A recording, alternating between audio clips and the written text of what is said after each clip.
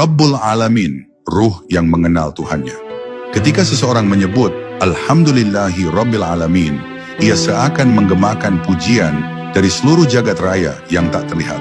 Tapi bagi seorang salik, kalimat ini lebih dari sekadar ungkapan syukur. Ia adalah pernyataan ruh yang mulai sadar siapa Tuhannya. Dalam kesadaran ini, pujian bukan hasil logika, melainkan pancaran cinta yang tak bisa dibendung. Karena ruh yang mulai melihat Rabb-nya tak akan mampu diam, ia akan memuji, meski tanpa suara, meski tanpa kata, karena hatinya penuh. Makna Rabb dalam dimensi tasawuf bukan sekadar Tuhan sebagai pencipta, tapi juga sebagai pengatur, pembimbing, dan penyempurna. Ia adalah zat yang membentuk manusia dari ketiadaan, lalu membimbingnya setahap demi setahap, dari kegelapan ke cahaya. Rabbul Alamin menunjukkan bahwa Dia adalah Tuhan bagi seluruh alam, baik yang tampak maupun yang gaib, termasuk ruh kita yang merupakan bagian dari alam gaib itu. Maka, menyebut Rabbul Alamin adalah pengakuan ruh terhadap asalnya.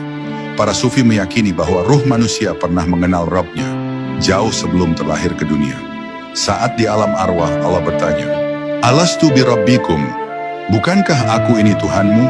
Dan ruh menjawab, "Bala, syahidna." Benar, kami bersaksi. Maka ketika seseorang mengucap Rabbul Alamin, sebenarnya ia sedang mengulang janji lama itu. Ia sedang membangkitkan memori ruhani bahwa ia pernah mengenal, mencintai, dan bersaksi akan ketuhanannya. Namun kesaksian itu sering tertutup oleh debu dunia. Hawa nafsu, syahwat, dan keinginan ego membuat ruh lupa akan Rabb-nya. Maka Al-Fatihah datang sebagai pengingat. Ia menggugah ruh dari tidurnya, menyadarkan bahwa dalam setiap ciptaan ada jejaknya. Bahwa Rabb itu bukan sekadar konsep, tapi nyata, dekat, membimbing, dan mencintai. Dan hanya ruh yang dibimbing Rabb-nya yang akan mampu kembali pulang ke cahaya yang dahulu pernah ia kenal. Pujian dalam Alhamdulillah bukan pujian kosong. Ia lahir dari penyaksian bahwa di balik segala peristiwa ada kasihnya yang tersembunyi. Bahkan dalam musibah pun seorang arif bisa melihat tangannya yang sedang mengatur. Dan karena itu, pujiannya tidak bersyarat. Ia tidak memuji karena nikmat, tapi karena mengenal siapa yang memberi. Inilah maqam rohani yang tinggi, di mana pujian bukan hanya ucapan, tapi juga getaran batin yang mengalir terus. Bahkan saat mulut diam, ketika ruh benar-benar memahami Rabbul Alamin, maka dunia tidak lagi membuatnya bingung. Ia tahu bahwa segala sesuatu punya tujuan, bahwa tidak ada yang berjalan tanpa kehendaknya. Dan disitulah ketenangan lahir. Ruh tidak lagi gelisah terhadap dunia, karena ia tahu ada Rabb yang sedang menata segalanya.